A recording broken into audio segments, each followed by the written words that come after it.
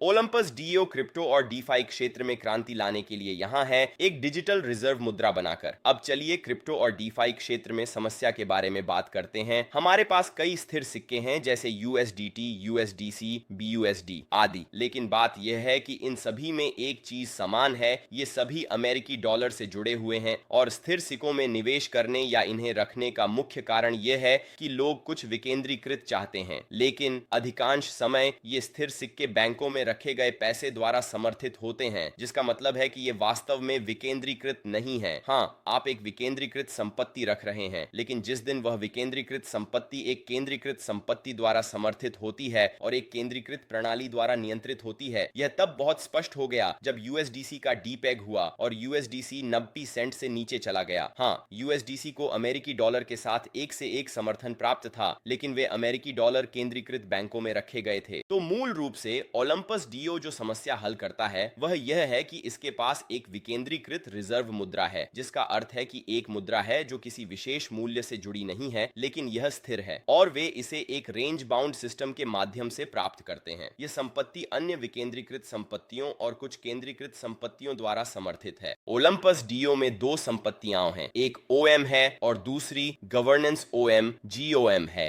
तो हम इन दोनों के बीच के अंतर के बारे में बात करने जा रहे हैं, क्योंकि हाँ, दोनों में अंतर है। दोनों रेंज बाउंड हैं और जीओएम लगभग रैप स्टेक एथीरियम की तरह है ओलंपस डीओ के लिए, अगर यह समझ में आता है। तो अगर आप पिछले 90 दिनों में ओएचएम की कीमत को देखें तो यह लगभग स्थिर रही है, यह लगभग 10 और 11 के बीच रही है। जैसा कि आप देख सकते हैं, मार्च में यह काफी गिर गई थी, लगभग $9 तक, और तब यूएसडीसी स्थिति हो रही थी और बाजार में बहुत से लोगों को डर था। अगर आप इसे पिछले 180 दिनों में देखें तो आप देख सकते हैं कि यह सीधे ऊपर की ओर बढ़ी है। हालांकि अगर आप इसे पिछले एक वर्ष में देखें तो आप देख सकते हैं कि यह सीधे नीचे की ओर जा रही है। तो चलिए बात करते हैं कि ऐसा क्यों है, और इसका कारण यह है कि रेंज बाउंड सिस्टम दिसंबर 2022 के आसपास लागू किया गया था, जिसका मतलब है कि ओएम इस समय तक दिसंबर 2022 तक एक स्वतंत्र रूप से चलने वाली संपत्ति थी, लेकिन अब तक पिछले 180 दिनों में इस रेंज बाउंड सिस्टम ने काम किया है और एक स्थिरता संपत्ति प्राप्त की है।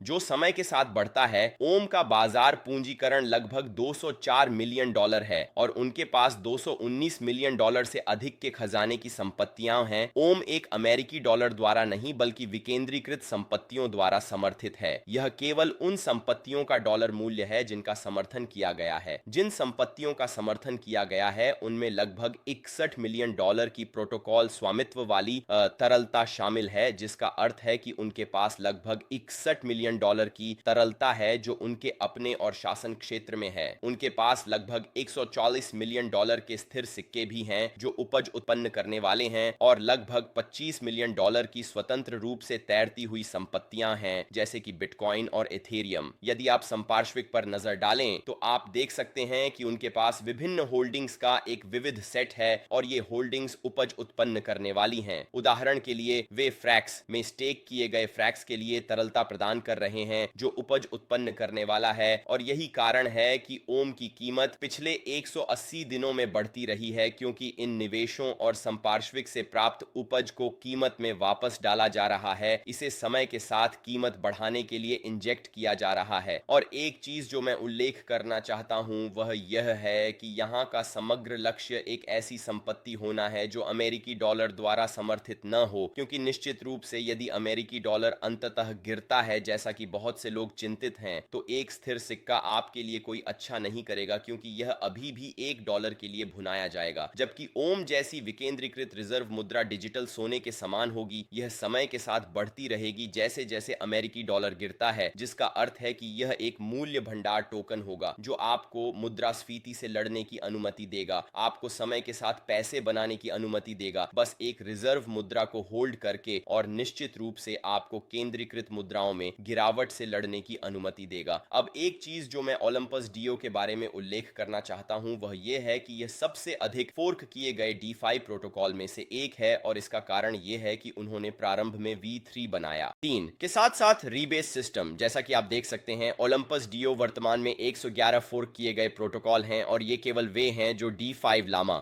पर दस्तावेजित हैं। यदि आप इसे यूनिस्वैप V2 से तुलना करते हैं तो यूनिस्वैप V2 सबसे अधिक फोर्क किया गया प्रोटोकॉल है, जिसमें 423 फोर्क हैं। ओलंपस डीओ को फोर्क करने वाले प्रोटोकॉल के कुछ उदाहरणों में वंडरलैंड, स्पीयर फाइनेंस और टिटानो शामिल हैं। साथ ही सैकड़ों अन्य प्रोटोकॉल जिनमें से कई अब मौजूद नहीं हैं, या तो रग पुलिंग कर गए, असफल हो गए या बस शून्य पर चले गए। लेकिन ओलंपस डीओ जैसे कई प्रोटोकॉल नहीं हैं जो दिसंबर 2022 से हैं, जब उन्होंने इस नए रेंज बाउंड सिस्टम में स्विच किया। ओलंपस डीओ के फोर्क्स उनके रीबेस सिस्टम के फोर्क्स हैं। आप शायद याद करते हैं कि पहले ऐसे प्रोटोकॉल थे जो आपको 10,000 या 100,000 एपीवाई देते थे और आपको केवल उनके टोकन को होल्ड या स्टेक करना होता था। ओलंपस डीओ ने उस विचार की स्थापना की और इसे बनाया, और वे लगभग 5,000, 10,000% या कुछ इसी तरह के रीबेस दे रहे थे। हालांकि जैसा कि आप देख सकते हैं, इसकी स्थिरता स्पष्ट रूप से अस्थिर थी, इसलिए अब वे लगभग 2.3% के रीबेस कर रहे हैं, जो वास्तव में उनके ट्रेजरी संपत्तियों के साथ मेल खाता है जो उपज उत्पन्न करते हैं। इसलिए मूल रूप से ये रीबेस अब समर्थित हैं, न कि केवल अधिक पैसा प्रिंट करने और समय के साथ OHM की कीमत को कम करने के लिए। मैं यह उल्लेख करना चाहता हूं कि मैंने हाल ही में एक नया मुफ्त मार्केट न्यूट्रल गाइड जारी किया है, जो आपको बिना अधिक बाजार जोखिम उठाए लगातार लाभ कैसे प्राप्त कर सकते हैं इसे तोड़ देगा। ये नीचे विवरण में होगा और इसे एक्सेस करने के लिए 100% मुफ्त होगा। अब OHM और GUM के बारे में बात करने के लिए, GUM बस स्टेक किया गया OHM है। जब आप अपने OHM को स्टेक करते हैं तो मान लीजिए कि वह 100 OHM है, तो आपको GUM मिलेगा। और जैसा कि आप देख सकते हैं, OHM की कीमत GUM की कीमत से काफी कम है, और इसका कारण यह है कि उपज वास्तव में GUM की कीमत में ही अर्जित होती है। तो यदि आप OHM की कीमत